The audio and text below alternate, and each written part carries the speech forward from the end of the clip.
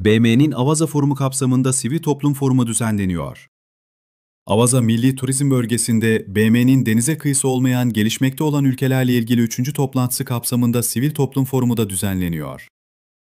Bu foruma BM Genel Sekreter Yardımcısı, az gelişmiş, denize kıyısı olmayan gelişmekte olan ülkeler ve Küçükada Devletleri Yüksek Temsilcisi Fatima Rabab, Türkmenistan Bakanlar Kurulu Başkan Yardımcısı Oraz Durdiyeva, Sendikalar Milli Merkezi Başkanı, uluslararası kuruluşların, sivil toplumun ve denize kıyısı olmayan gelişmekte olan ülkelerin üst düzey temsilcileri katıldı.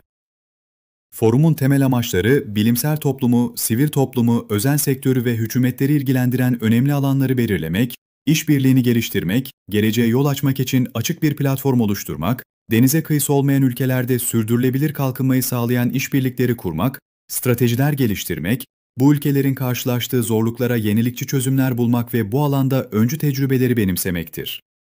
Sivil Toplum Forumu, insan odaklı yapısal reformlar ve çevresel sürdürülebilirlik, dijital ekonomi, inovasyon ve sürdürülebilir kalkınma, finansal mimari, politika ve işbirliği başlıklı genel oturumlarda çalışmalarını sürdürecek.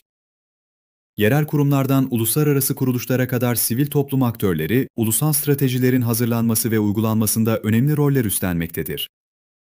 Denize kıyısı olmayan gelişmekte olan ülkeler için Avaza Eylem Programı'nın başarılı bir şekilde uygulanması, hükümetler ve özel sektörle birlikte sivil toplumun aktif katılımına bağlıdır. Bu forum, sivil topluma dünya ülkelerinin ve BM'nin üst düzey temsilcileriyle ana paydaşlarla deneyim alışverişinde bulunma, çözüm önerileri sunma ve denize kıyısı olmayan gelişmekte olan ülkeler için Avaza Eylem Programı'nı uygulama konusunda sürdürülebilir kalkınma gündemini belirlemek için geniş fırsatlar sunmaktadır.